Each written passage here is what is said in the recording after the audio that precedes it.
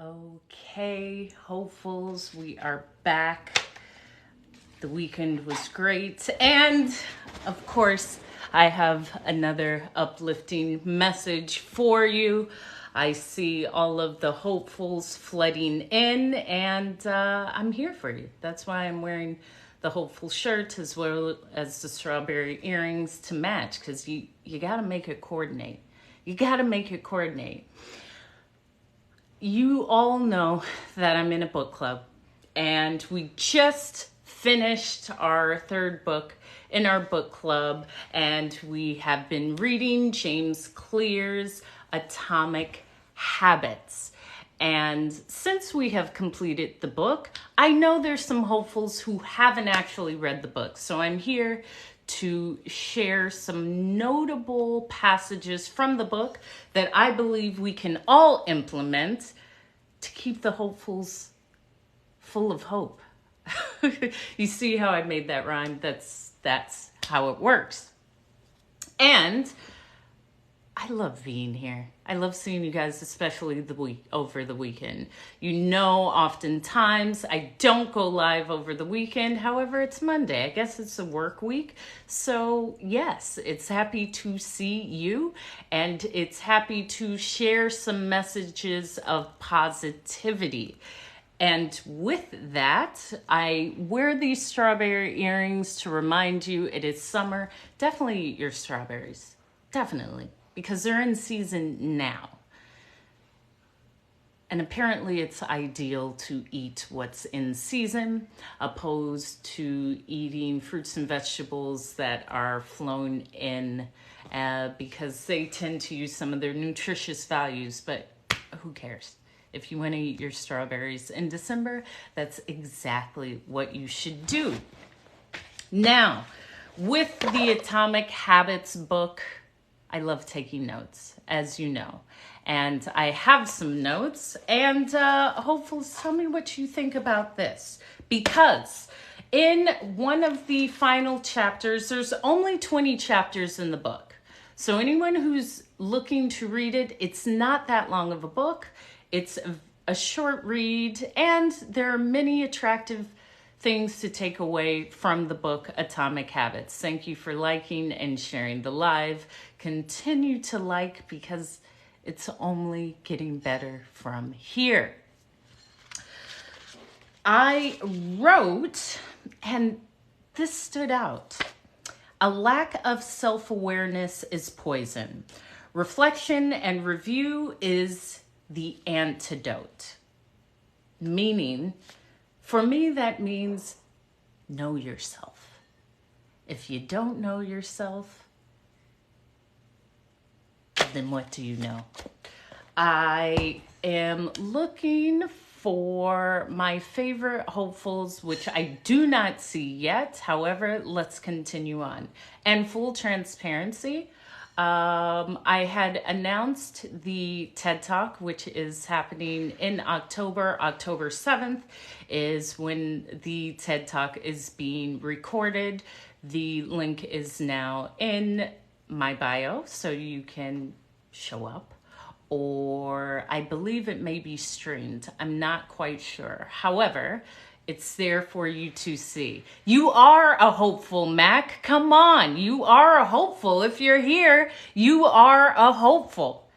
You already are. And I just saw you. Thank you for commenting on the last post. I did see that you had commented, preach, sister. And I believe that was you who said that. Thank you. I saw, I liked it, and I kept it on my mind. So when you came in here, I wanted to put the spotlight on you because I remember all the comments that are made on all the videos. So yes, yes, yes. Thank you, thank you, thank you. And you are a hopeful. Now that we have, 258 people in the live, let me repeat the passage that I just said because I did. I read them all. I read them all, Matt. Come on. And what's up, encouraging phrases? I have an encouraging phrase from you. I was speaking about the book from James Clear, Atomic Habits, which I just completed in my book club. And there were some passages that stood out to me. And so I'm here to share them. All of the hopefuls, now we have 250 people in the live. Please tell me if this will help you in any way or any feedback, because I'm here to listen, okay? I had just shared this. A lack of self-awareness is poison. Reflection and review is the antidote. Please share what that means to you. For me, that means know thyself. If you don't know yourself, then what do you know? And the beauty in knowing yourself is, number one, it takes time.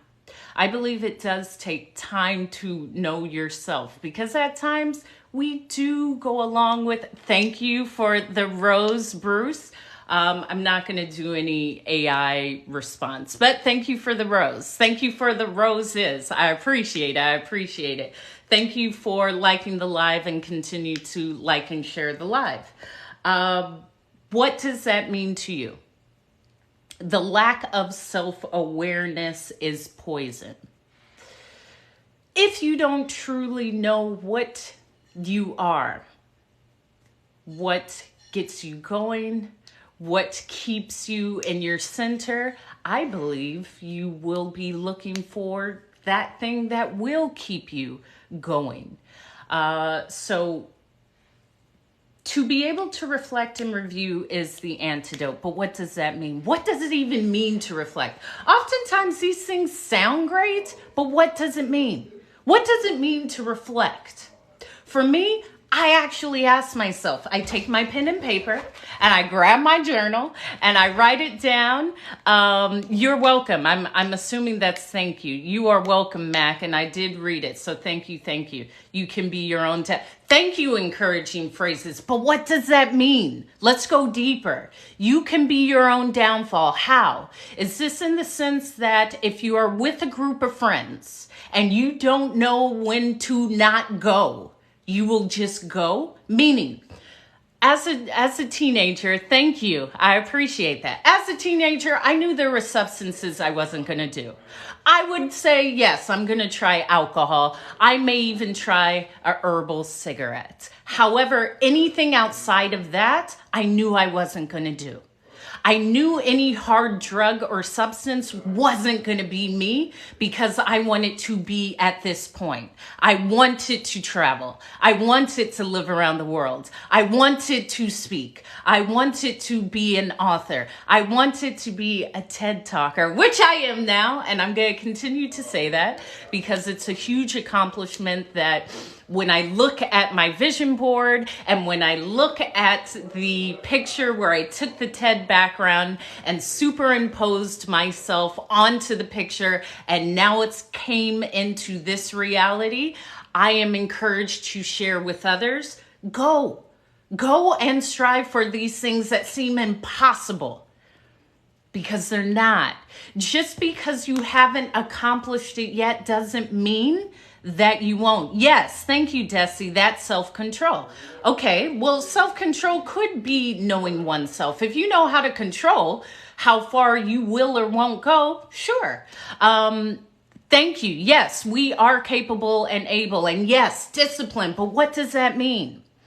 Because discipline, I think discipline is something that is often misconstrued. Thank you. Well, let me share with you this, because I'm all about full transparency. I always knew I would be on that stage. However, I still feel that feeling of, wow, why me?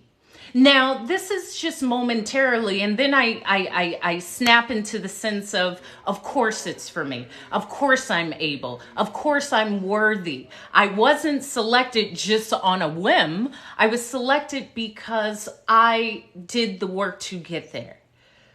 But then there's us.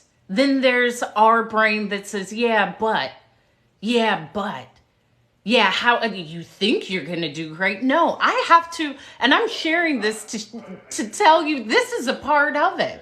I still have to battle those thoughts. I still have to tell myself, Hope, you're deserving and you're going to do great. Hope, go in the backyard and visualize the crowd and know that that discomfort just means you stepped into an unfamiliar space. But it doesn't mean that you're in a space that you do not deserve to be. You deserve to be there. You deserve to be there. And even more so, I love this part of full transparency, because everyone else who is speaking with me at this TEDx conference is, I have not ever listened to the Spoken Word podcast, but now I believe I should. The other speakers are physicists and doctors and PhDs and scientists, and then me, and then me. And I had someone close to me, I had a sister who said, Hope, listen, you need some letters behind your name. Everyone else has a PhD behind their name, has a physicist behind their name. And I said, I have the letters behind my name. They're called Hope, Hope. I'm worthy of that space. And oftentimes, not only do we, it's up to you if you want to speak to the others that doubt your progress, but to speak to yourself, because I don't believe that thing called negativity or devil or bad energy is always outside. Oftentimes it's inside. It's within us. And it's within us to speak to it, to speak to our higher self, to speak to our future self. And thank you, Desi. Thank you. Of course, I'm not there to speak about science. I'm there to speak how I speak. I'm there because I have words to encourage. There's something about me. There's a cadence. And maybe oftentimes it's just how I look. Maybe someone needs to hear the words that I speak from me, from this beautiful bronze skin, from this beautiful natural hair, from the worldview that I have from traveling the 60 countries and living abroad. But I have to speak that into me. I have to constantly speak that into me. And I share that with you. Yes, I'm constantly going to be my biggest motivator. If I'm here to be a motivational speaker, to speak words of inspiration to others, I have to start with myself. I have to start with myself. And that's why I also find it pivotal to share this journey with you. Because yes, I'm often very positive. My last live was entitled, I'm Toxic Positivity, because I am. I will speak myself into that positive space. If I feel that disconnect, I will say, why is life so good? Why is everything going so well for me? Why do I feel so healthy and robust and vibrant? Why do I feel like I'm so deserving of this space? Why am I so lucky? I automatically snap into that because we have to. And oftentimes, it's a lonely path. It's a lonely path. It's great to share this with others. It's great to speak in front of people and feel that energy and love. But I'm always speaking to myself. I have to speak that life into myself. I have to speak that inspiration into myself.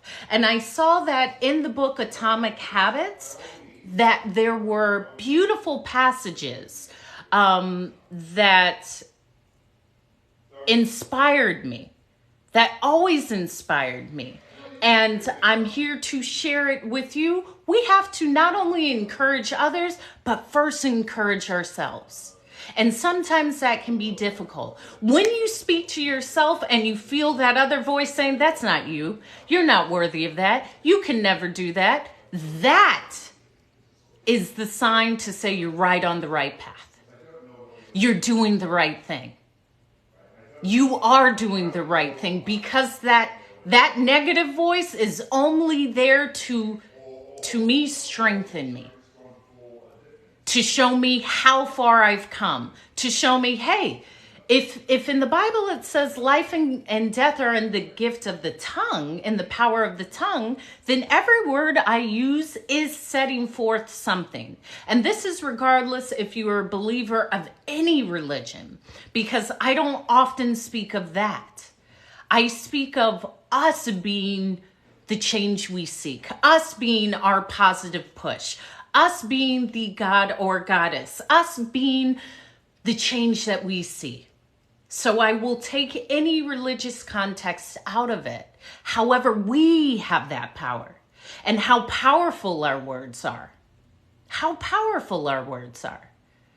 I share that with anyone. I don't even joke about certain things. You won't listen. People, when I was announcing that, yes, I'm speaking at this TED conference, they said, "Oh, you're gonna kill it." I said, "No, I don't kill anything. I'm bringing it to life.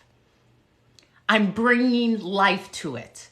I'm bringing a more abundant life. I'm bringing my vibrancy. I'm bringing life into everything I do.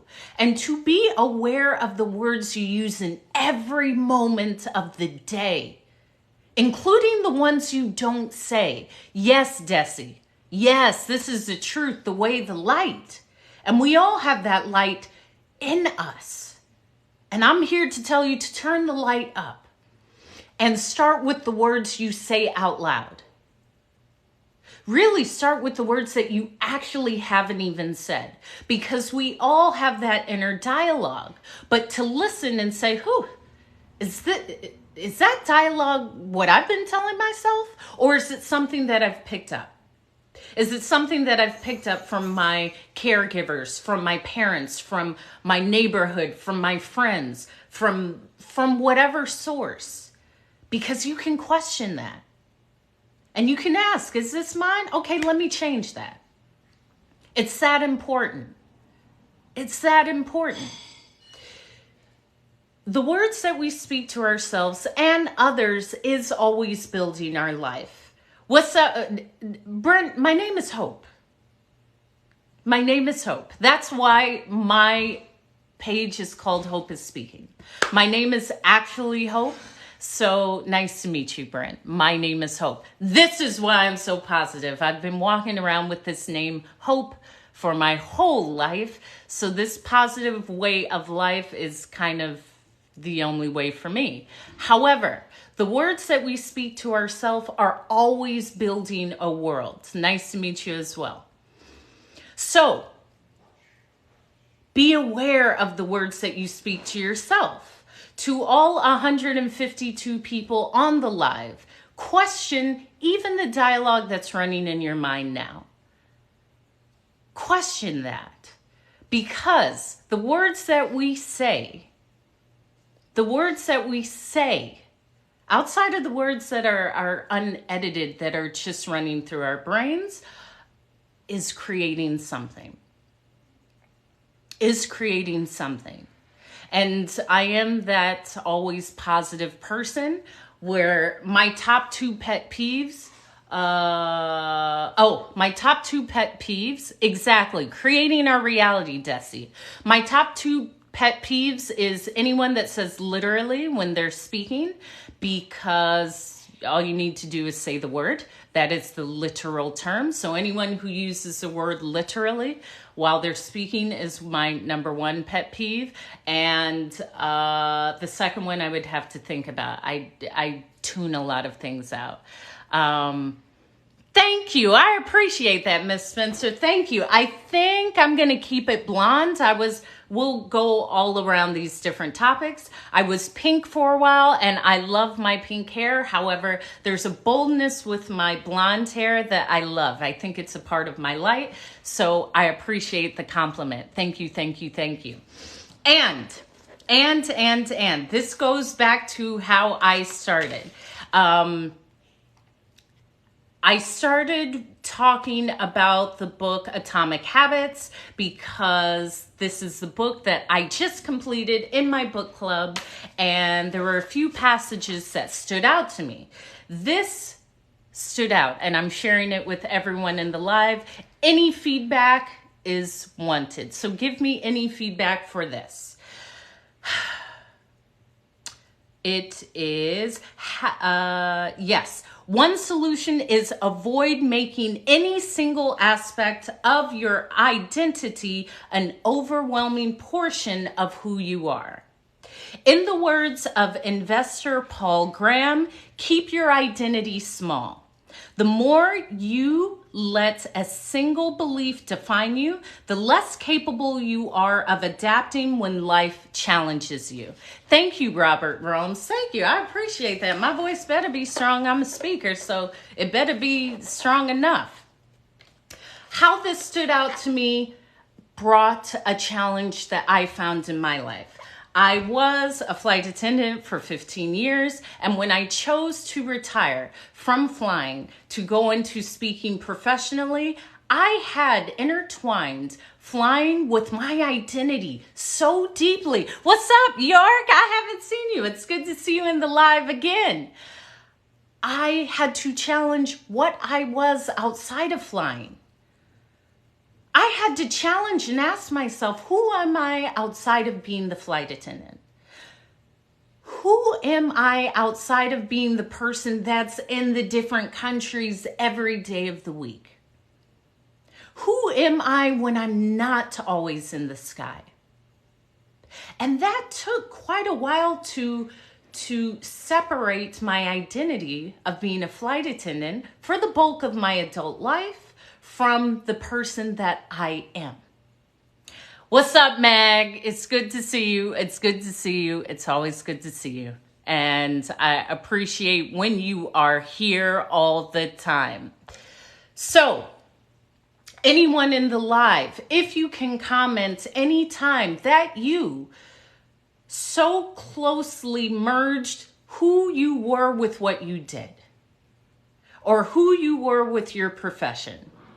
For me, I thought, if I'm not the flight attendant, if I'm not bringing people food and trinkets from around the world, are people still going to answer my call? Am I still going to be that friend? Thank you. I appreciate that. I'm very happy. I'm very happy. So you're seeing that glow. But in the book, Atomic Habits, that stood out to me because I so closely identified my occupation as a flight attendant, as a traveler, as this person that really knew the skies far longer than being on the ground. It was almost a depression I went through when I said, it wasn't a depression, but there was a real separation between, wow, I'm no longer that. What am I without that? What am I without that? And keeping that dialogue, I wrote about it, I journaled about it. And I stepped away from flying in 2020. Now, my TED Talk, and it's actually in my bio, you can click on the link and see the other speakers, because I'm very proud to say I am the only, what's up, Nikki? You're back here. I'm glad to see you. I am very proud to say I am the only speaker, motivational speaker, inspirational speaker at this TED event. And that spoke to me because, as I shared with you, someone said, well, everyone else is a PhD, a physicist, a scientist, an astroscientist, all of these things, except for you. And this was my sister who said that. I said, I know, isn't that great? I'm invited simply because of how I talk. Not because of any academic endeavor. Not from any study. Just simply this voice. And finding the beauty in that. Because there's a quick moment that I actually, with full transparency, said, you know what? Am I worthy of this? Everybody else has PhD except for me.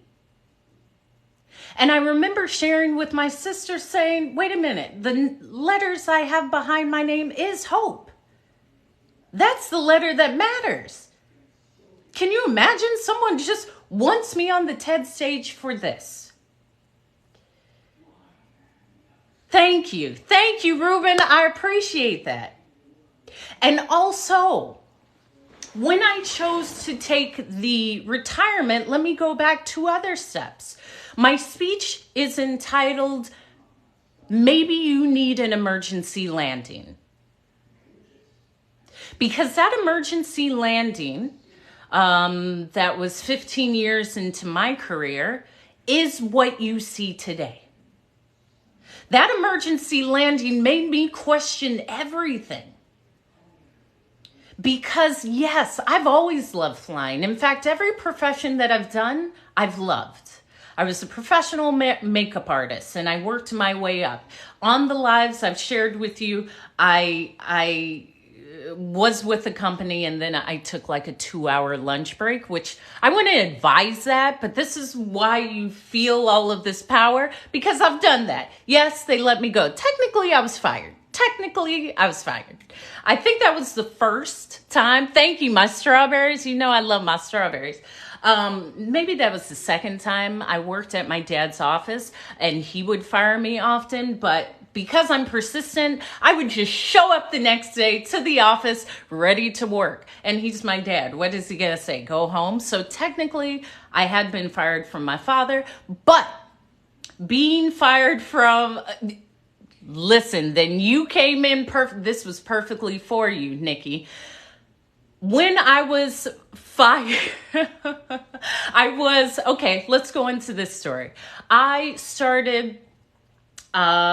went into makeup because I had always loved makeup, and I was inspired because I always wanted to go into fashion and modeling, and I was inspired by Naomi and Tyra Banks and the supermodels of that era because I am a child of the 80s, and I would sit down with my teen magazine or 17 magazine or YM magazine or watch my mother put her makeup on in the mirror and just watch the essence of her putting on her lipstick and putting on her blush and watching my grandmothers put on their rouge. And these were the type of women that would never leave the house without being perfectly perfected.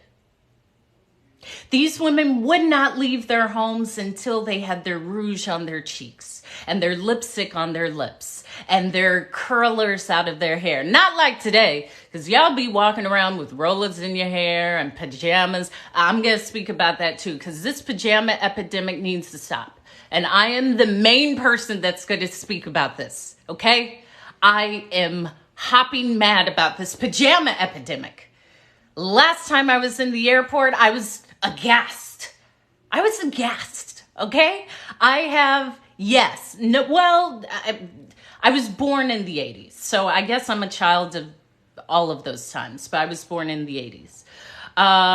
This pajamas epidemic, I'm starting a campaign to end this. Pajamas are for the bedroom, for your bed and your house. Not for you to be walking around in the airport with your slippers and your bonnet. Come on, okay?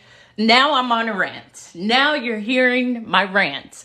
And as a flight attendant, I would often see women come onto the flight with their pajamas and with their bonnet and then put pimple cream on their face and go to sleep, which I understand. However, it's a public space. The airplane is a public space, and often, isn't it? And it's something that I don't understand. That's okay. If they can protest, I'm ready to push back. Listen, I am ready to push back against this wave of pajama wearers in public spaces. And help me understand. And maybe it's just a true sense of comfort. Flying, I understand, can be uncomfortable. So dressing comfortably, I understand that. You won't ever find me in sweats. I kind of took that from the women in my family. I don't even think I own sweats. Comfort to me is silk. Okay? Silk trousers, maybe linen. There's a way to do it, but if you can't make it look fly and sexy, I ain't doing it. Okay? I ain't doing it. In fact, that is my airport outfit. Silk free-flowing slacks. Okay? That's as comfortable as you can be. Exactly. Rolling out of bed. Exactly. Here's the other thing. After 15 years of being a flight attendant, and even prior to me being a flight attendant, I would travel with my family often. And I share this with my nieces who always get suited and booted whenever they're flying. The airport is the world's intersection. Let me repeat that. The airport is the world's intersection. If you are looking for a partner, if you're looking for a mate, if you're looking to network, the airport is the best place to find that. So to look your best in the airport is positioning yourself for the best outcome. Meaning, take off these pajamas. Do you hear me? I'm standing up and I'm making my plea right now. Because the airport is, thank you, Mag, thank you. Yeah, I'm always dressed. Listen, I'm always suited and booty. You ain't catching me slipping. Are you crazy? Listen, my father, I was also luckily raised by individuals that valued their look once they left the house. I remember seeing my father shine his shoes. My father would always shine his shoes. And he always loved a starched, pressed collar. He always had a lineup. My father is impeccably dressed at all times, as was my mother. So that wore off on me. In fact, I don't even get this thing about comfort. What are you wearing that's so uncomfortable? What are you wearing? Spikes? How uncomfortable? If it's uncomfortable, exactly. Dress for success. And even some of these sayings, even me as a speaker, some of these sayings are ridiculous. Like, dress how you want to be addressed. No, I dress how I see myself. So if I see someone where you say, I don't know if I could talk to her. I would look how cute she, I don't know if I could talk to her. Yeah, then it's worked.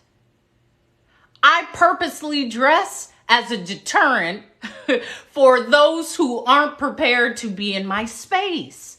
And that's why I am so passionate about this lack of pajama wearing, okay? If you see me and you say, I don't even think I have it to talk to her, then it's worked. Then it's worked. Even the way I speak is purposeful. I'm that intentional, which for me is helpful because it filters out. It filters out.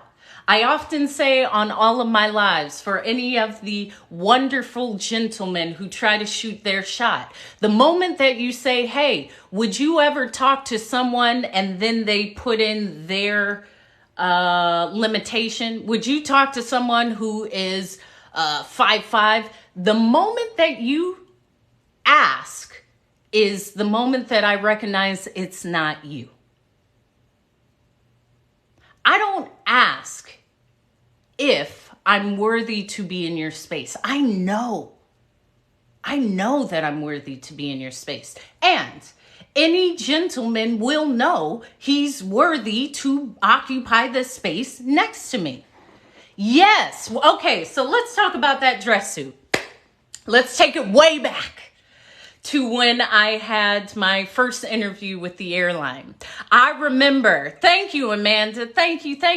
I remember getting my first interview with the airline. I said, oh boy, I gotta be suited and booted for real. It's time to get my little spit shine on with my shoes. I know I went to Marshall's. I went to Marshall's and I got this beautiful pantsuit and I got it dry cleaned, and you could not touch me. You could not tell me anything with that little suit that was like $59.99, okay? Thank you, Amanda. Well, then you in good company, girl. If I remind you of you in some good company. You could not tell me anything with that little suit. I think it was either from it might have been from Liz Claiborne or someone. It was a black suit, because my father always said black suit and a button down. I got a white button down shirt. I had starched the collar, and I walked into that first interview because there was 3 interviews. 3 interviews when I was hired by the airline. The first was online. And with the airline, you have a higher chance of being accepted to Harvard than being accepted by any of the big 3 airlines, which is United, American, and Delta. And that is because they only have X amount positions. So the first day that they opened the website for hiring, it actually crashed because there was hundreds of thousands of people that went on. And I remember I also shared the story. I was determined to get out of my small town in California, partially because there was this dumb dude that I gave a chance to after like 5 years. He would always take me out to eat. He was actually very funny, nice guy, but I just could not believe it after 5 years of him always taking me out to eat, and I would give him a hug and go into my parents' house. And then after 5 years, I decided, maybe I should try to see if this could be a relationship. And he totally played me out. I was like, okay, time to leave, time to leave. See, this is how I take redirection. I don't care. Thank you, thank you, thank you. Hey, that's what it's about. That's why I'm a hopeful. I'm not going to stay in this small town so I can see this cat. I am not trying to see this dude. This town is too small. It's time to go. Yeah, but he's probably in a correctional facility at this point. But I took that as my redirection. Instead of saying, every dude is like this, why doesn't it ever work? What I said, okay, let me get out of here. What can I do? I was in college at the time. Yeah, listen, I was like 21, so it's okay. I've done quite well for myself.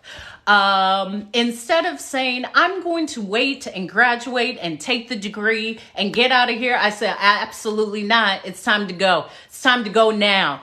Exactly. And I've been in this game for a long time, Amanda. Listen, even then, I was beyond my years, okay? But I've been in this game. I've been in these streets and these skies for a long time. You can't play me. So, yes, I will be 40 in November. So I'm currently 39. I was determined to leave. It is time for me to go. And I had a great girlfriend who had relocated to Italy. And I said, okay, how do I get out? So I looked at Club Med, and Club Med has like hotels all over the world. Thank you, Nikki. That you can be stationed at. I tried Club Med.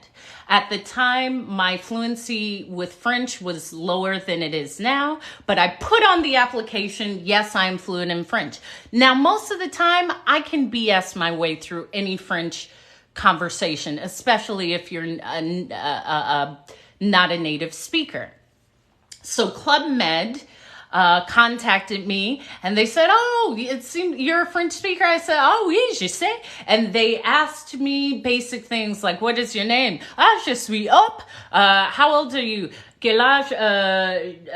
I don't know, 25, 22. And then they asked me something where I couldn't really answer, but I just tried. And then they're like, okay, thank you. And they never contacted me back. So I said, okay, that door is closed, but I'm determined to still leave. I am resilient. You can't keep me down too long. I got to get out of here because I'm not trying to see this dude again. Again, redirection can come from any way. So with the airline, I remember going on to the website. Yeah, like I like you. I love you. I went onto the website and it asked a series of questions, and I had actually answered one of the questions incorrectly, but I hit the back button. I was like, you ain't gonna play me. I'm getting through this. So I hit the back button and it reset. And I selected the right answer. And then it took me on and said, hey, you've been accepted. Okay, we will schedule our first interview. That's when I went and got my suit, where I was suited and booted with my button down blazer pantsuit. I had some little kitten heels. Boy, I was hot to try. And my white button down shirt. My first interview was in DC. And so thank you, Alfred. This is how I speak. This is my speeches. This is how, it's really me being the storyteller, because I've really, I like to say I've lived a colorful life, okay? So I remember feeling so bold, like, yeah, I'm doing this. I'm going for an interview in a different state. And I had flown with my family a lot. My father traveled all the time with his profession. So I felt very comfortable on the plane. I felt very comfortable going off into this realm on my own at 22. And I was like, yo, I'm bad. Look at me in this suit. You can't stop me. Ain't nobody can tell me nothing. Look at it. Do not try to ever step up to me with my kitten heels, my button-down shirt, and my blazer pantsuit, okay? $59.99 in 2002, that was like paying $2,000 for a suit, okay? I was unstoppable. So my first interview was in DC. Now, while in DC, my hotel was not, what's up, Alfonso? What's up? My hotel was not compensated for. So I felt so adult-like because I went on, I think, Priceline, and I booked a hotel in Crystal City. Anyone who's from the DMV area is familiar with that area in Virginia. And I booked a hotel, I believe, at the Hilton, because I like Hiltons and Hyatts. And Marriott's. Marriott's are, to me, the most consistent, and that's what I stayed in with my family. So I went to the hotel, and it was I think this was the first time that I had actually booked and stayed in the hotel outside of a company putting me there. So I really felt regal and adult-like. And yes, extremely confident. Plus, remember, I had my kitten heels, okay? I had my kitten heels and they were shined up, okay? So I check in and I go, and this is 2006. So this is really before exactly. What's up, Karen? Good to see you. Look at the earrings, Karen. Look at the earrings. This is before Uber. So I believe I went online and found a restaurant and walked to the restaurant. I was like, look at me. Wow. I am just... If this is how I am at 22, the rest of life is going to be really easy. And please continue to like and share the live. I went down, I went to the restaurant, and I ate because the next day was the interview. And I remember giving myself, thank you, Karen. I remember giving myself that pep talk in the mirror, because this was... really, I saw flying as that conduit to bring me everything that brought me to this moment. For me, it was never about the money. And I just made a post on my TikTok. Oftentimes, money is so limiting. Because for me to be a flight attendant, first of all, I love to travel. I love to talk, and I love people. So you mean you're going to pay me to travel, talk, and be around people? I'm in the perfect position. Look at me, I'm young and beautiful. You gotta have me in all these countries. These men aren't even gonna know what to do with me. I'm ready, okay? Okay? So I took that, knowing that this is the door that opens up the lessons to life. It wasn't really how much am I making. Listen, my dad was a finance guy. I had always known that money comes to me with ease. And I know how to manipulate money. Also, The less money you have, the more creative you can be. So the fact that I can travel anywhere in the world for free, anywhere, I'm not really thinking about the salary because the world is open. And that was my driving force. I always wanted to be that Renaissance woman that could talk about foreign policy from the standpoint of the Brits, which the Brits are, I lived there for several years. But for me, it was the experience of actually being there, especially being an American that was born and raised in the U.S. There's an edge to you once you're able to leave the country for an extended amount of time. For an extended amount of time outside of something like a study abroad. Because I will say, anytime you get to leave, it's fantastic. However, study abroad, you often have that extra reinforcement of your other colleagues, the school, and systems that help. With the airline, yes, I had the job, but everything else, I had to figure it out. And sometimes that's what you gotta do. You gotta figure it out. So I went and had dinner. The next day, I gave myself that pep talk in the mirror. And I said, Hope, doesn't it feel good? Not only have you crushed this interview, doesn't it feel good to be a flight attendant? I was speaking to myself as I was already that flight attendant. Okay, them kitten heels gave me a sense of power that was impenetrable. You know the word. And I often say that. I choose to speak to myself as that person. Not, I haven't got the yes that I'm a flight attendant. No, I'm speaking to myself at the interview like I've already accepted the job. That changes my perspective. I'm walking different. I walked into that interview like, yo, do you know what y'all have right now? Y'all need me. If you want your company to be great, y'all need me. And that's how you have to speak to yourself. So I remember going into this first interview, and the company had hired an outside hiring firm. And it was another woman who looked like me.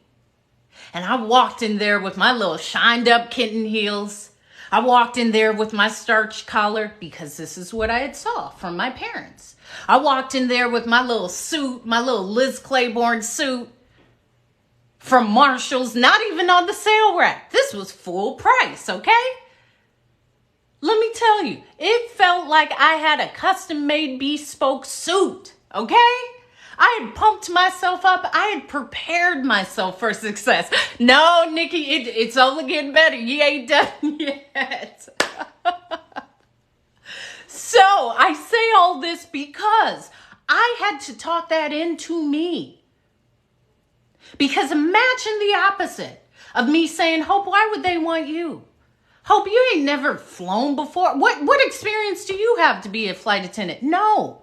I'm speaking to myself as that international flight attendant before they've even hired me. And I remember the vigor that I spoke with as I had this interview. And I could feel the woman's energy and I could see her smile. And I remember her saying, Hope, welcome. You're going on to the next round. And she had a sparkle in her eye like she was proud. Like she saw something in me that was her. And I remember saying, boy, these kitten heels and this starch collar, this is my armor, okay? So I remember going back to the hotel like, you did it, yeah. I'm like my biggest hype woman. I really am.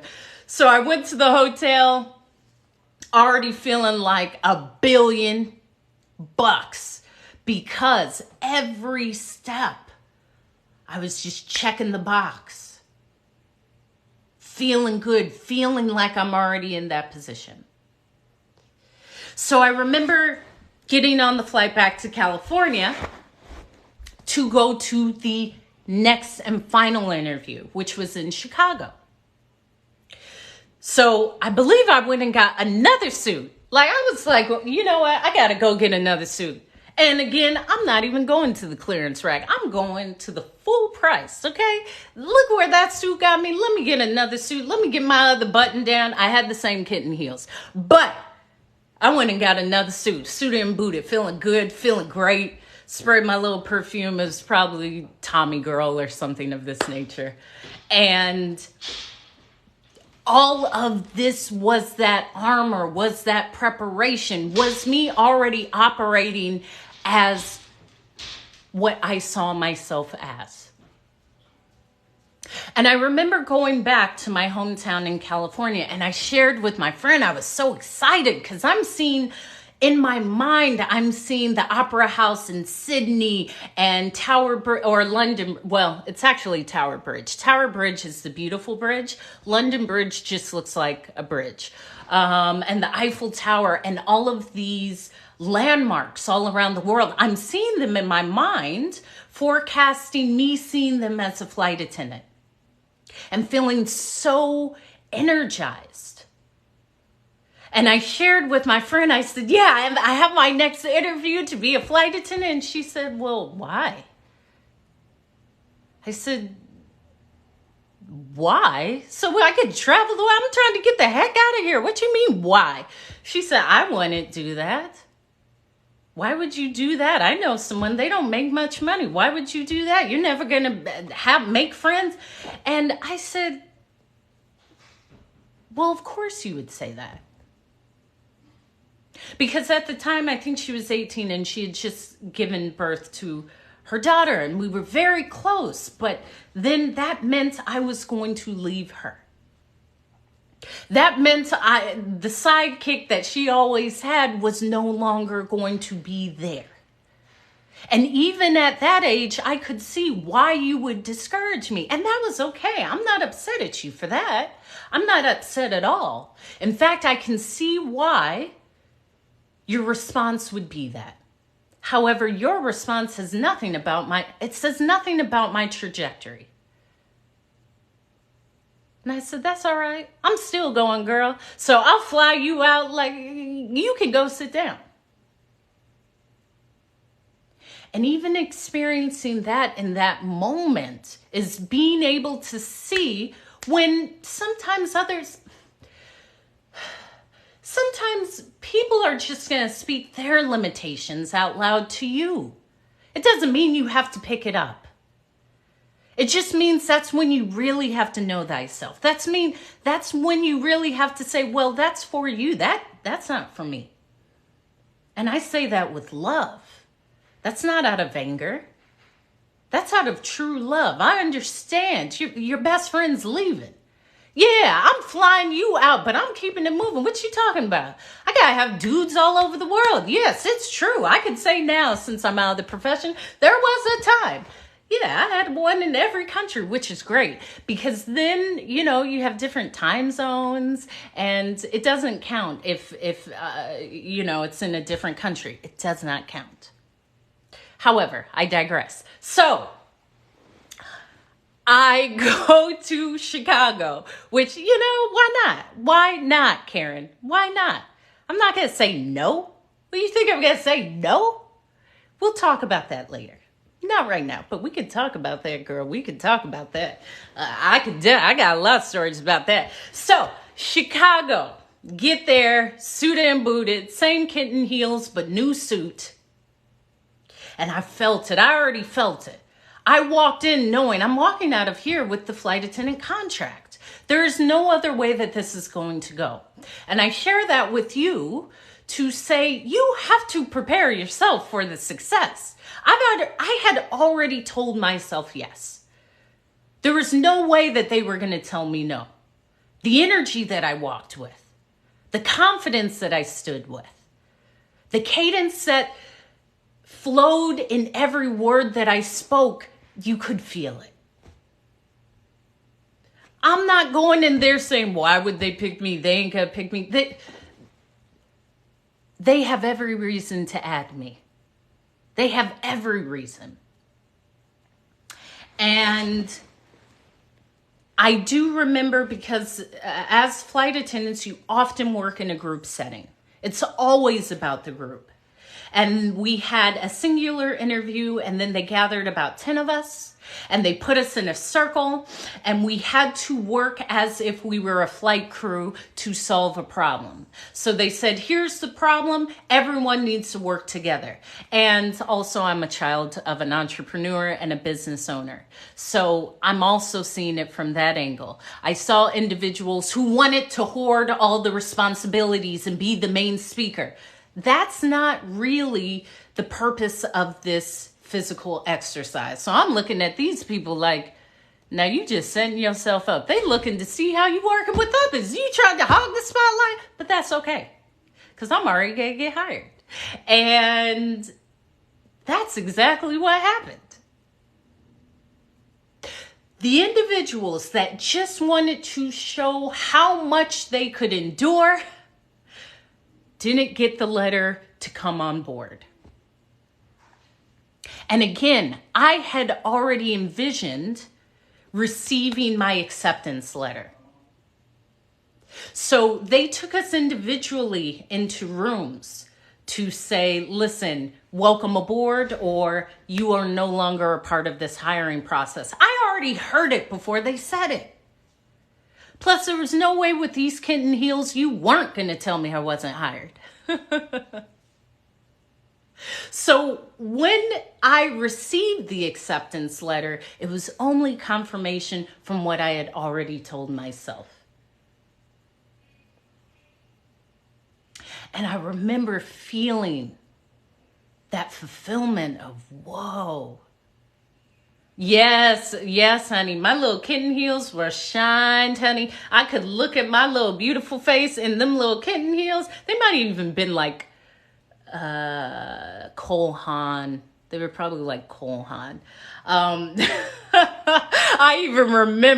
remember because my father would say, you don't want to heel too high. Okay, I'm going to get me my little kitten heels. You can't tell me nothing. So I remember walking out feeling like that accomplishment had finally lined up with that current time, because I had already saw it.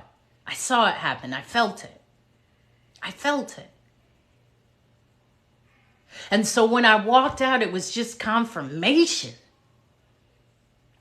And I remember flying back to California. We had about a week to gather our things or say goodbye, and going into, I was working at a restaurant at that time, and saying I got hired, so I'll be leaving in 6 days, and sharing the information with my family and sharing information with my friends. And I remember the night before I was to report to flight attendant training, which was about 2 months in Chicago, I remember crying, bawling. It seemed like all night, but it was hours. It might have been 2-3 hours. And it was a mixture of, Nikki, it was a mixture of everything. It was a mixture of, whoa, I'm doing it. And whoa, what I have to leave behind. And whoa, like, yes, this is what I want. And I know I'm going to change. I know I will never be the same. And it is painful to leave. This is my hometown. I ain't never coming back. And I knew that. You think I'm going to come back here and stay around with y'all whippersnappers? No, I'm out of here. But it did become real. It became very real. That for me to build who I see myself as in the future, this discomfort is a part of it. This part of not knowing is a part of it. This part of that void of, I know what is in front of me, even though I don't fully know. It's a part of it. I'm having a fantastic day, T.W. Wheeler. You know I am, T. Wheeler. Come on now, ain't no bad days, not for Hope. There's character building days, but today is an exceptional day. And through those tears, it's just a part of it. I don't look at that time and say, man, that hurt. It wasn't about hurt. It was just a part of putting to rest that childlike person, putting to rest that young woman to grow into this woman. It's a part of it. Growth is beautiful and growth is uncomfortable and growth can be painful and growth is just a part of it. I am real fun to be around. You crazy? I'm the funnest to be around. Funnest isn't a word. I'm the most fun to be around, okay? I'm a kick in the pants, and I will always say that. Trust me. I drink the best alcohol. Well, I don't drink anymore. But if you're around me, we're going to have a good time. Top shelf all the way. However, I share this story, especially that part of the crying.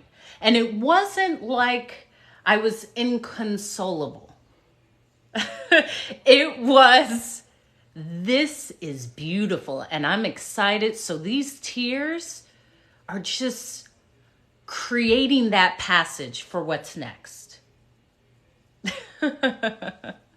Sorry about what? Not drinking? Listen, let me share this with you. The reason why I don't drink is because I've drank with the best. I've drank the best vintages, the best champagne, swung on the best chandeliers, danced on the best bars in the south of France and London and Beijing and Japan, all over the world. Listen, once you get all the way to the top, what else are you trying to do? Recreate those great times? I can't. I'm done. I don't need to do it. Plus, I would throw up and black out and people would have to say, Hope, do you know what you did last night? And I would say, no. Was it funny? Yeah. Oh my gosh, you were doing the moonwalk on the bar. Cool. All right. As long as that's how it was. So yeah, I gave up alcohol quite a long time ago. But there was a time that my name was Hope Champagne. I had a nickname. But I no longer need that. Plus alcohol. Yeah. Boy, Mag, yes. I loved getting drunk and doing the moonwalk on a bar, okay? Okay? And the bottle of champagne I would have been holding, you. Listen, people don't even know about these vintages. Good to see you again, Gummy Bears. But that's what it's about. There's stages to this.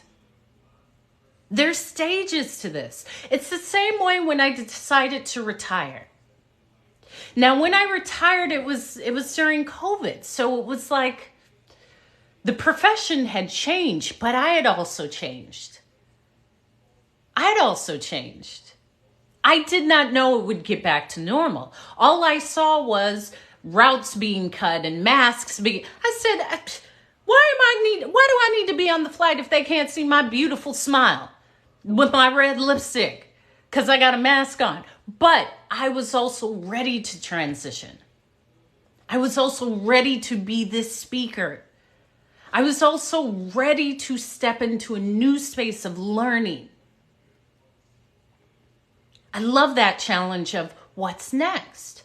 And I wrote this. I wrote it out. I journaled it. I talked to my therapist about it. I talked to myself about it. What am I still trying to accomplish with flying? Because I actually had what is that list called? A bucket list. I had a bucket list. I wanted to live in London. I wanted to live in Paris. I wanted to do the New York City Marathon. I wanted to do union work. There were several things. I crossed them all off in that 15-year career. Okay, I'm confident. It's time to say, I love you. And if I truly love you, I'm ready to leave. Remember, Mag? I said I'll easily leave. That was the reason why. My challenge is, if I love it, then it is ready. It's okay to leave. I'm okay with that. I'm not just going to sit around and be one of them old heads and say, well, I remember when. Nah, that's done. I'm on to the new dream. What else can I build? What else can I leave behind? How else can I inspire?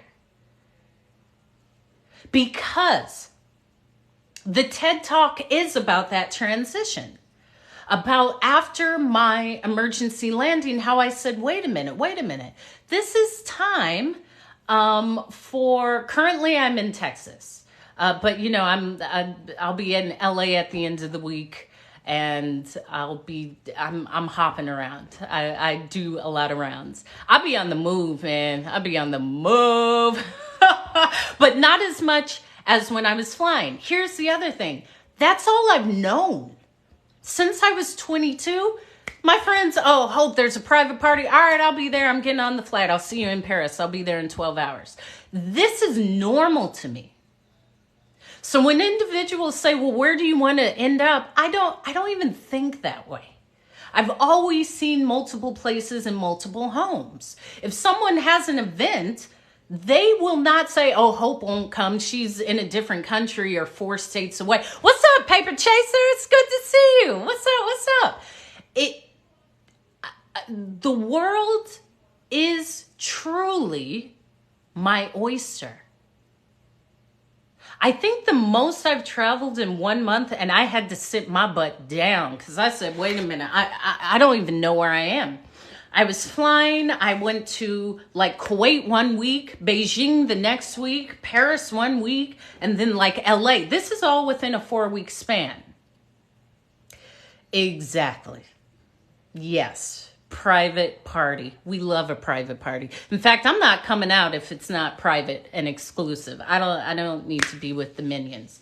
So for me, this is normal. It's not out of the ordinary for me to jump from place to place because since 22 and even before that, because when I was a makeup artist, I was traveling through the state of California, and then on off days, there was a time, and even in my book, I speak about my Atlanta years, and Atlanta in the early 2000s, where you would really go somewhere and it felt like you were in a movie because it's all of the musicians and these people. Then I have my New York chapter, both from my early 20s and then when I lived there later. Then I have the London chapter. Then you have the Paris chapter. That's how I've always seen my life. I don't really care to say I've lived here 30 years. That's not going to be me. Now, I do see properties all over the world, but I haven't formulated the name of the book yet. As soon as I do, I will let you know. But it's coming along great. I've loved that. I've loved that. That I can go so many places and I have friends around the world. That has built my worldview. And in fact, as a speaker, I find that pivotal because I speak to the world. I've always wanted to be this speaker to the world. To have this brown skin and say, I know, because I've been around the world and okay? They know me in certain places. Side note, it's great for if you're dating because then you can leave people in certain countries and you don't run into them. Okay, so just a side note.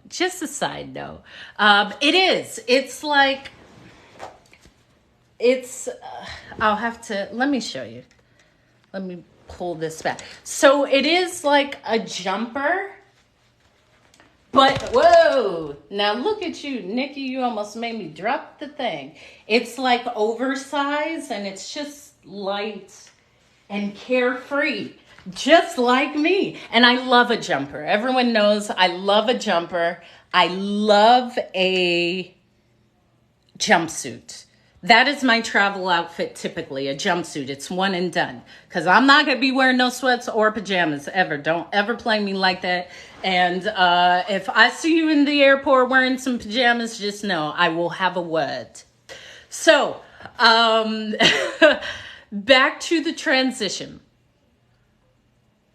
With the emergency landing, which is the speech that I'm giving for my TED Talk, which in my bio, you can please click and see because it's like still, I'm like, wow, it's happening. That was a transition where I chose to say, I love a romper and jumpsuit, yeah. And I know you can rock it, Karen. I be seeing you. I know you can rock it, girl. I know you can rock it. What's up, Les Tone? Taking a transition and using it to transition life. And when I chose to take the early retirement, because I always said, I'm going to retire at 35. I actually retired a year later, but still, to go into something else. It was never retirement to not do anything else. It was just for me, what is the next dream? I've already built one.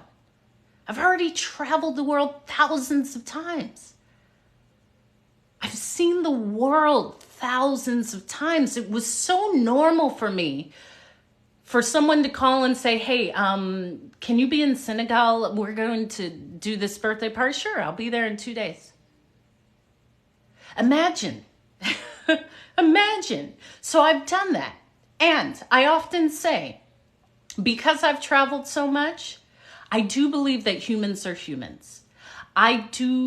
Of course I see color. For me to say I don't see color, that's ridiculous. That's what someone who's not very intelligent would say. I see color. It just doesn't add any judgments or expectations to the human.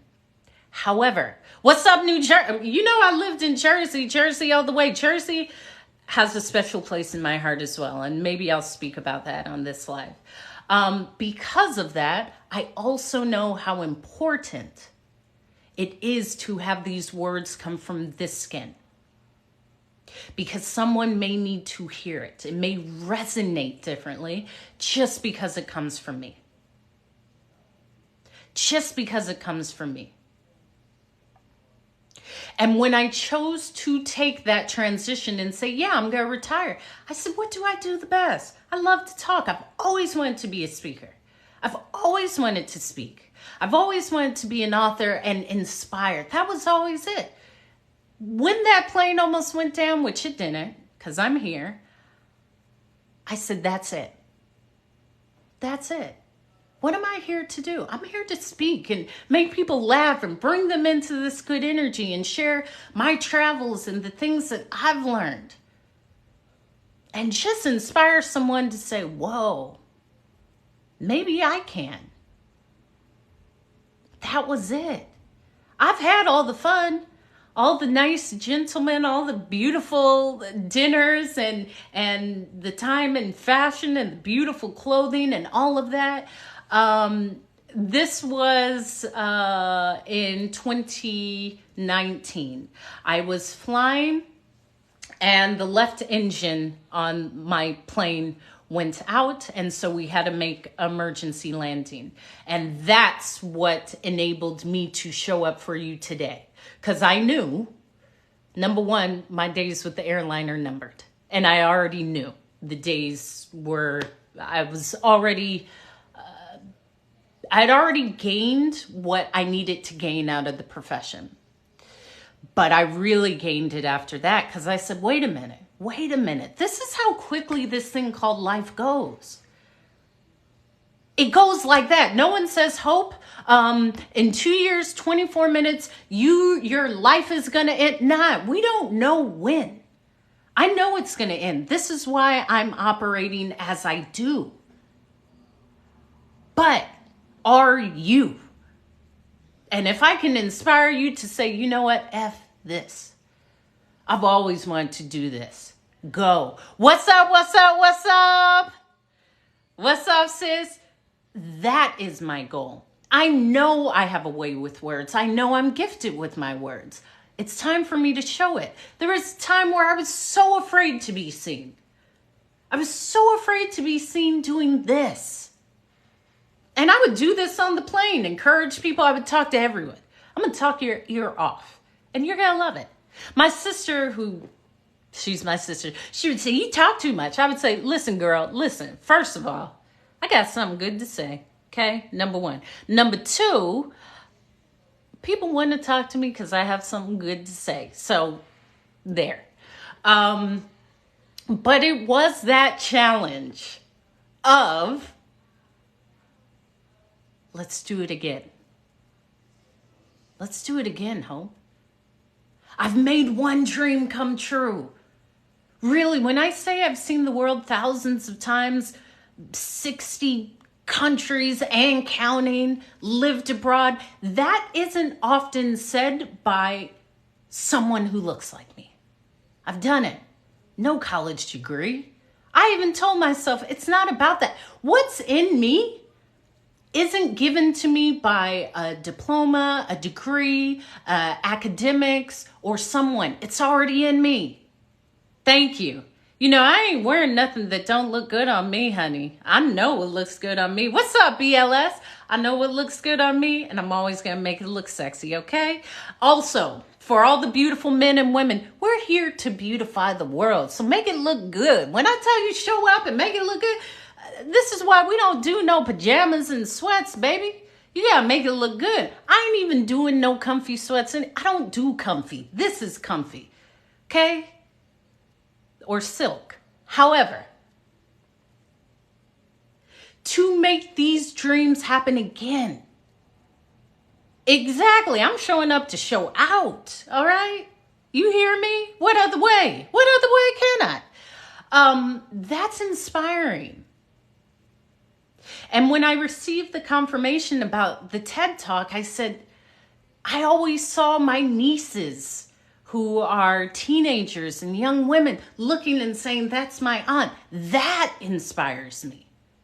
Because I see myself as that little girl looking at me saying, see, you did it. You're doing it. By being you. Yeah, you better move out my way. Absolutely. Yep. Move out the way. Now that we all need space. You got it. You know, Beyonce already said it.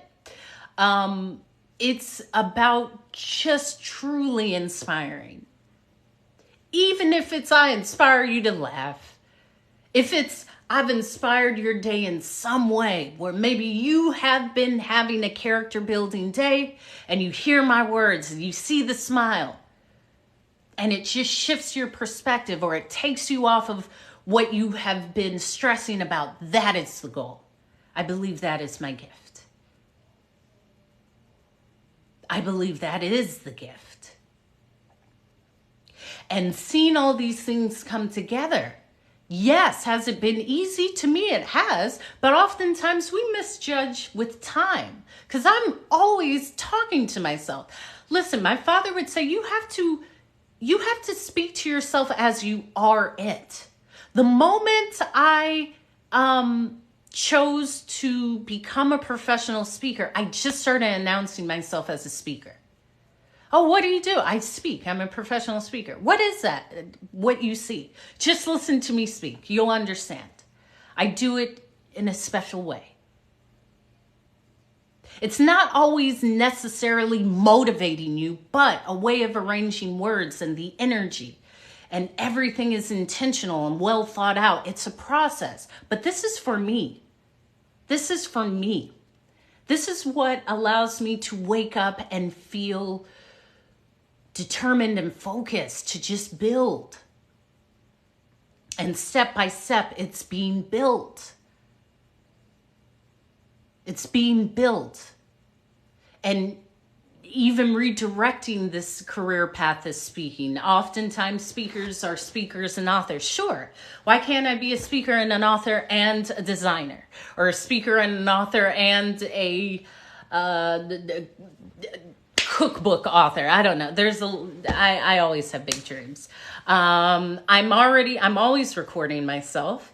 The book is in process and the TED speech is being recorded in October. So all of Amanda, things are coming together. Yeah, sure. It's coming together. A lot of things I just won't speak about until they're completed. So I am one that will speak of it once it's completed. That has always been my mode of doing things. Once things are completed, then here, it is in process. However, you will not often hear me speak about it until it is ready to go. And a lot of things will align with the TED Talk in October, which again is in my bio. I don't know if it'll be streamed, but thank you, thank you, thank you. Well, there will be a series of books. I think I even need a dating book because it's different in every country, and I enjoy the art of dating. However, I digress. So yes, there's other things. Also, I want to ask the hopefuls because I'm redesigning merch as well. Yes, all of this is being done. I need a team. So if anyone is experienced and wants to come on board as a collection social media manager. I've been writing all these things down, assistant as well as an editor, because I have a lot of material. I have a lot of content, and it's me, but now it's bigger than me. So as far as YouTube and everything, it is bigger than me. So if anyone can assist in any way, yeah, I've already started sourcing that. However, sometimes there's people on the lives and in TikTok that are able to assist with merch, affirmation cards, all of these things. It's in process. As I said, a lot of things are aligning with the TED Talk because I don't know. Kit wool. Yeah, TED oftentimes for speakers is like that stamp. So this is something that I've been working towards. And matter of fact, I know it's divine timing because I was supposed to give this TED speech last year. And it was postponed, things didn't align. And so it's happening this year. And it is, it's all actually working out perfectly. It is. Along with this Thursday, I had shared with everyone in the live last week. I'll be in LA because I will be at the TikTok headquarters. I'll be doing some lives, and if there's something specifically you want to see, or maybe I'll form a message around that. Okay. All right. I'll look into that, Amanda. Thank you. Yes. What caption? What caption? What, the caption is popping up all over your face. I don't even know what caption this is. Please tell me, Nikki, because sometimes I'm just, please clarify. I don't know what this is. Is it my captions of me speaking? Because actually, hold on. So, that's what else. Okay.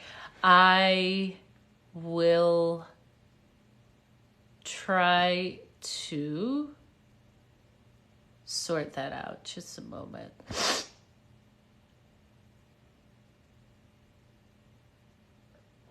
I didn't even know the captions were on, Nikki. I had no idea.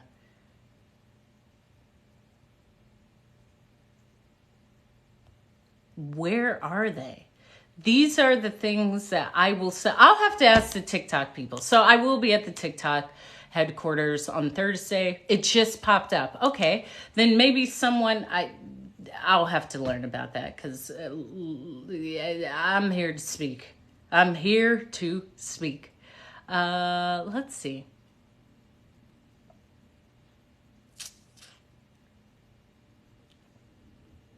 I'll have to ask them about that because I have no idea. Now it's back. It's gone now. Now it's back. Moderators, do you have any access to that? Is there something that you can do? Mag, did you do this on purpose? Did you do this? I need to know now, please. Right. So that is that story. That was the story of me being hired. Oh, yeah. So there's probably some other stories. Now it's that.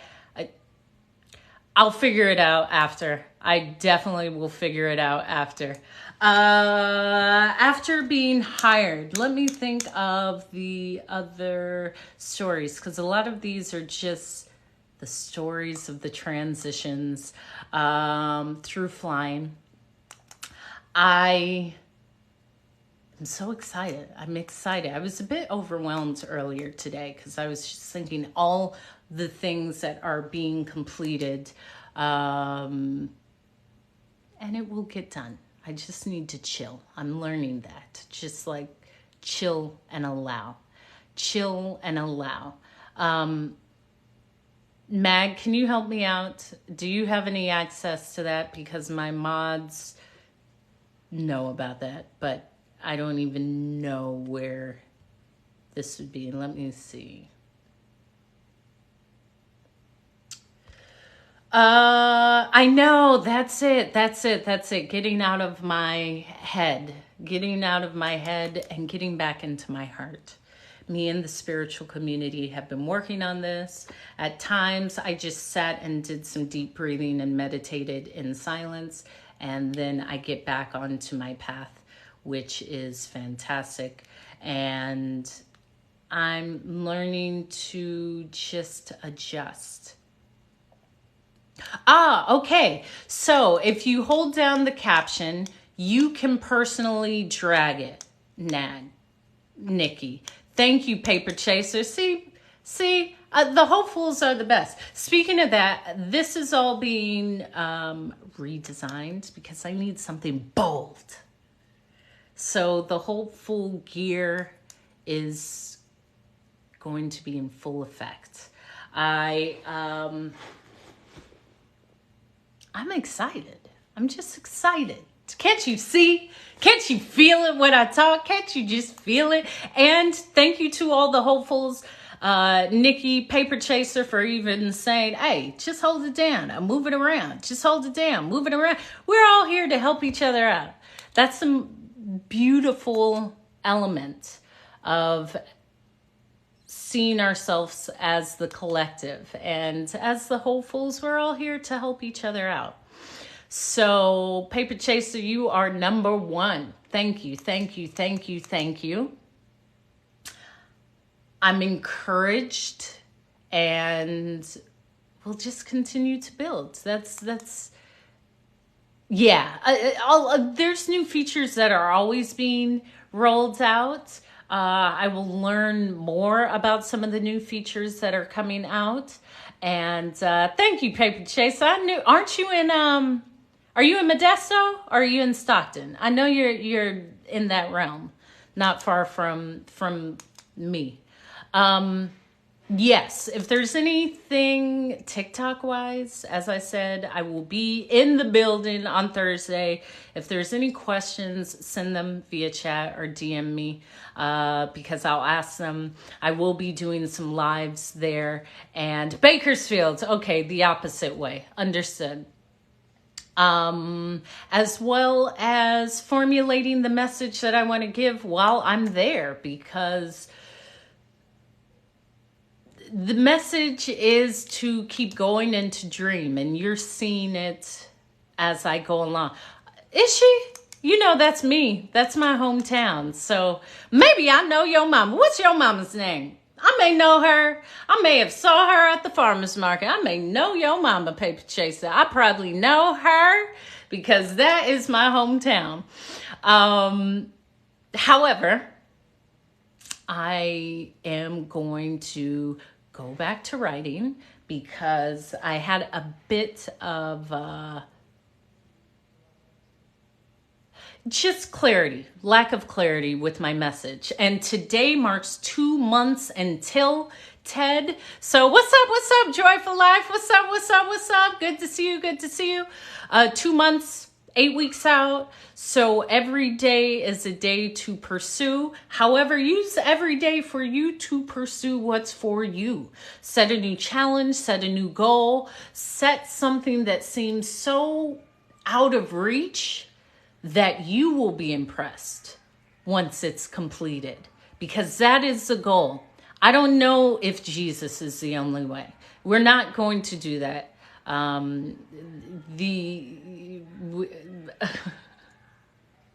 So I do mean it by setting an intention, a goal, a dream that seems so out of reach that you are impressed, that you feel like, whoa, I did it. How? Because to me, that is the goal. I don't know what your goal is. However, for you to reach it will bring another element out of you. And I share that because I've reached something where I said, I don't know how, but it will.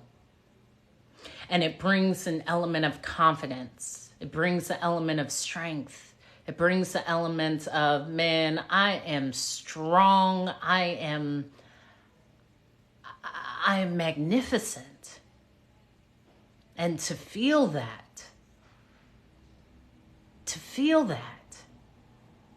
that changes everything. So I'm here to encourage you. Because I'm here to encourage myself. I probably have. I mean, it's Fresno. Yes. Thank you. And confirmation. Yeah. Thank you. And even seeing friends of mine who are flying in. Thank you. Yeah. Well, no, they messed up. I have an S. It's Williams. So that's okay. But there is an S at the end of my name. I will have to have that corrected. However, that's okay. Yeah. Can you see? It's everyone and then me. So even to see friends of mine who are flying in, because it is being recorded in Germany. Oh, okay. Is encouraging. To see others who are there to support and to have that reinforcement creates an element of support. And I've spoken about the feeling of support and how that opens a space to just continue. Okay, I don't know if I know any Knoxes, but I'll ask my parents. My father probably knows. They know everyone, and they're always looking out the blinds and seeing what's going on. I'm just not too bothered. So I love you all. And there's a lot that's being worked on and coming to pass. However, Mom, what are you looking at? Like, go back to making a pound cake. Y'all are all in they know everyone that's there. In fact, and I'll say this and then I'll close this live.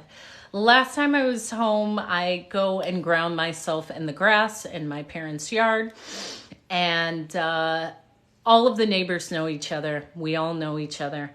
And one of the neighbors came across the street and he said, yeah, somebody down the street said, someone's in Mr. Williams's yard. I said, did you tell them that someone is his daughter? They said, yeah, we did, but they said they had never seen you and you had been there a few times during the week, so they wanted me to come check it out. I said, well, that is comforting. That is comforting because someone is always looking out for my parents' home, but let them know that it's their daughter and to go back inside and drink a glass of water and stop looking outside the blinds, okay?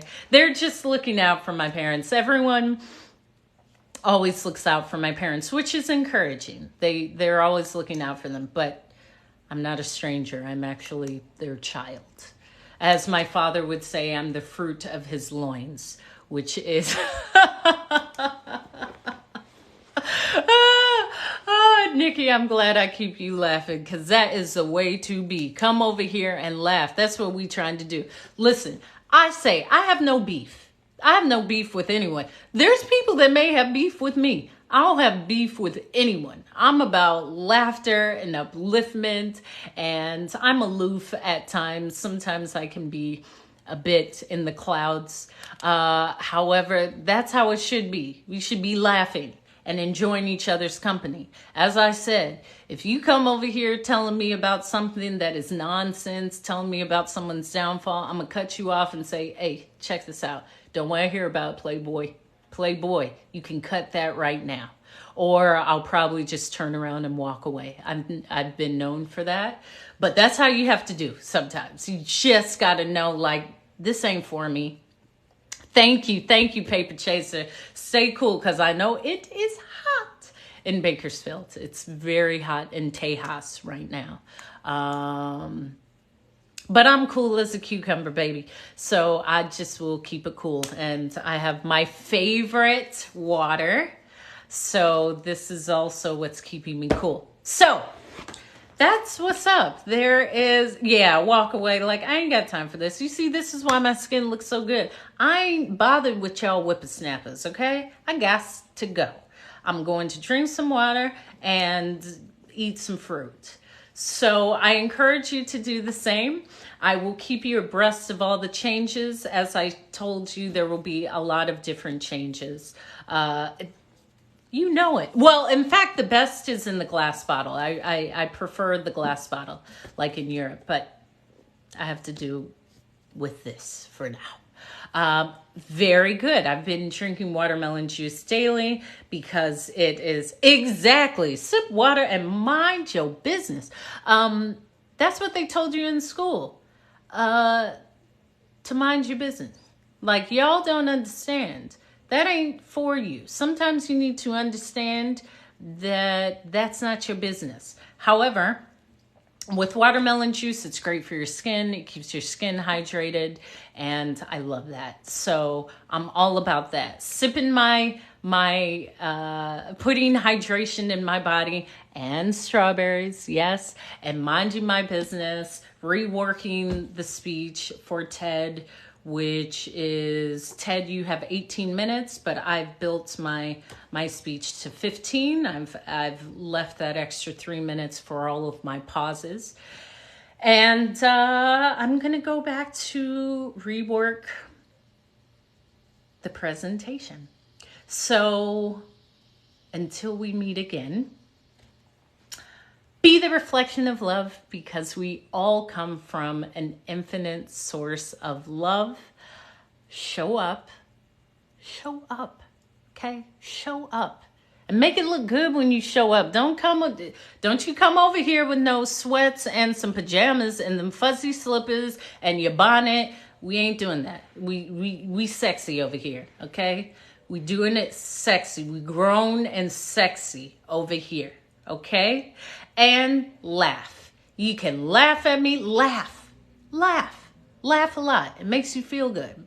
In the meantime, keep growing, stretch, do something great, and visualize yourself doing something great, because that is the first step to completion. In the meantime, I feel good. I feel even better than I look, and things are great. So I love you all. I will have a fantabulous day, Karen. And it's only getting better from here. So feel encouraged. I love you all. Bye. And thank you, Mag, for being such a great moderator. You know I appreciate you. Bye.